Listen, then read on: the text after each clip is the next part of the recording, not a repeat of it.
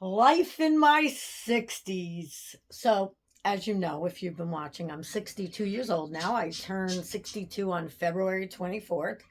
I don't know when you're watching this because it could be a replay. So, this is 2026. Yeah, and my husband took off well, he wanted to take off the whole week, but he ended up having to work 2 days. So, we had last Saturday and Sunday. Then he worked on Monday. We had a snow day. And then Tuesday was my birthday. So we went out for a breakfast and a dinner. And then Wednesday he went into work. And then Thursday we went out to dinner with my brother in law and sister in law.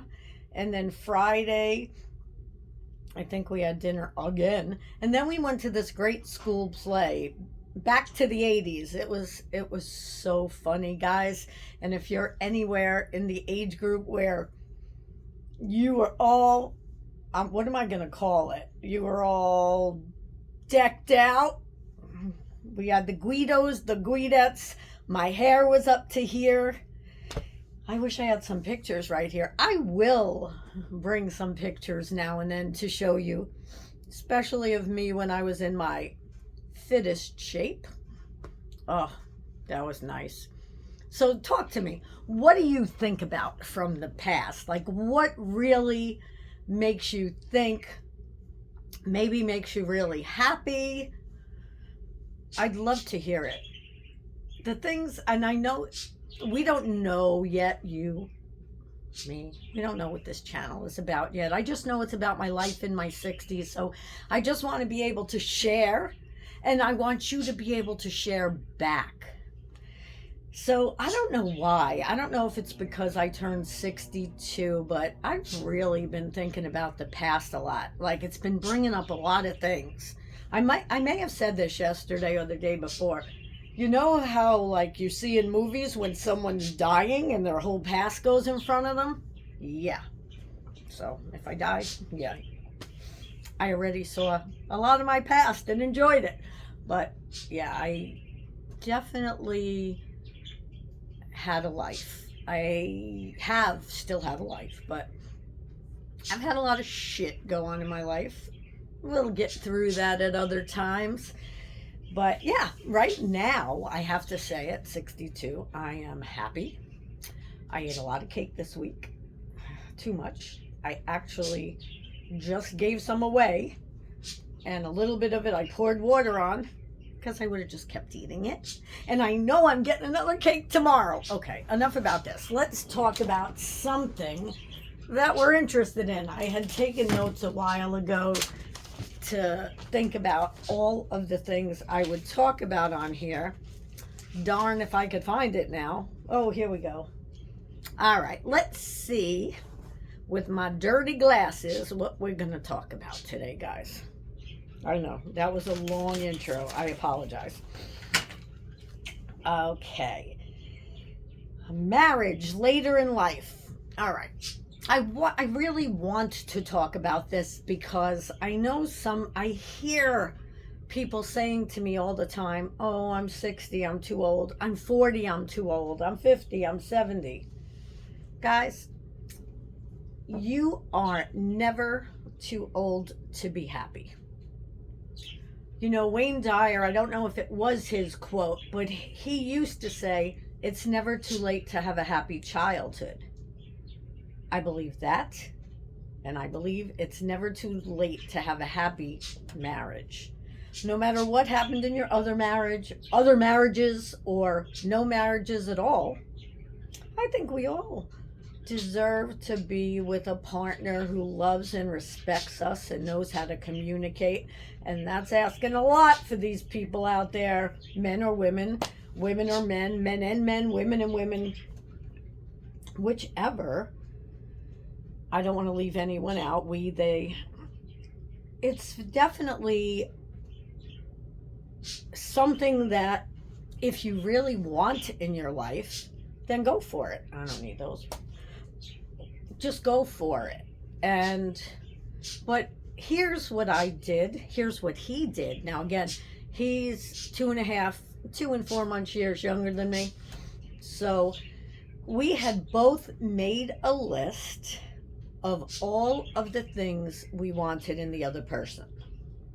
So we created this list, and it's easy to do. And you know me, I always think about the positive. But if you are going to do this, think about what you don't want first, but write down what you do want. So if you want a non-smoker, you know, you're going to say, I don't want somebody who smokes. I would only like a non-smoker. If you don't like someone who drinks too much, you know, all these things that you write down, I wish I knew where my list was right now. All these things that you write down are going to help you. And this is even for people who aren't married yet. It's going to help you to find the right person, to create the person of your dreams. And then whenever you meet somebody, and oh man, guys, do I have dating stories? If you ever want to hear them, let me know. Leave yours below. If you really want to meet that right person, then set your own boundaries. Because the only person who can take care of you with this is you. Think we who are in our 60s and 70s, even people who are in their 50s and 40s, we were presented with a fairy tale. We were presented with Cinderella. And kids still are now, but they think differently now. And there are movies now where Cinderella then rescues the prince, just like Pretty Woman rescued the millionaire. You know, I don't even know what I was just talking about. See, 62, I don't feel bad about it. It'll come back. Relationships. Yeah, so anyway, here I am. Okay, life's not perfect. Never will be. My sister once said to me when either I wanted to be perfect or I wanted something perfect. Keep in mind, she's 14 and a half years older than me. So almost 77, I think. She didn't even know. Oh, well, wait, I could think of the year that she was born. She'll be 80 in 29. Oh my goodness gracious. 28, 26, yeah. So she said to me once, Marion, if you are expecting to ever be perfect, you'll never be happy. And that really changed things in me. It didn't change me from looking for someone who was perfect, because I never was, obviously. But I found my guy who we're total opposites, but ethics, morals, values, humor, communication, respect, loyalty, all of those things that you look for are there. And I believe he believes all of those things are there with me, and it's what makes things work. I'm an introvert, believe it or not. And when I say that, not with everybody, but I'm an introvert. I'd rather be home. I'd rather work from home. I'd rather be home. I'd rather be talking to you right now. And I do love people. Some people. That's what, only some. I do love people, but, you know, by this age, even with all of my personal development, self-help, growth, yeah, I still don't trust people. I'm sorry. And I'm going to say it out loud. I just don't. It's what I was taught growing up. I think that every year, every 10 years, every decade that you grow up, whichever, whether you're a Gen Z, a boomer, it's always going to be different. That's why I think different age groups think differently, because we're just growing up in a different era. When I look at people like my sister, like people who are in their 80s and 90s, they're totally thinking different process. Yet we're all kids inside, like I always say. But they do think differently because they were taught differently. If someone's 90 now, I mean, they were around so if they're 90 now, it's we're 26, so 1936. I mean, think of the changes that have happened since then. Let me know how old you are in the comments below, and let me know what you want to hear about. I have my list of different things I'll be talking about over time, and I read it out on a previous episode here. But if you didn't catch it, go back anyway. But I will tell you what I'm going to be talking about in the future. Marriage later in life, I just did. Weight loss, reselling, because that is my job. Friends, introvert. There we go. I just brought that in already, but we'll talk about that too. My new pains since I'm older, my new sleeping since I'm older, sleeping patterns. And, I do want to get real too. So I do want to talk about parents, trauma, not just mine, all of ours. Past relationships, why they succeeded, why they failed. I want to talk about whatever sets the tone for where we are. What else do I have? So I do want to talk about eventually Social Security, compromise in relationships, letting things go, sugar, diabetes. Now, I'm not an expert in any single one of these. None of them. I just want to talk about my experiences and hear yours. Tick-borne diseases, because I have thyroid disease. My other channel I'd love to share with you at one point.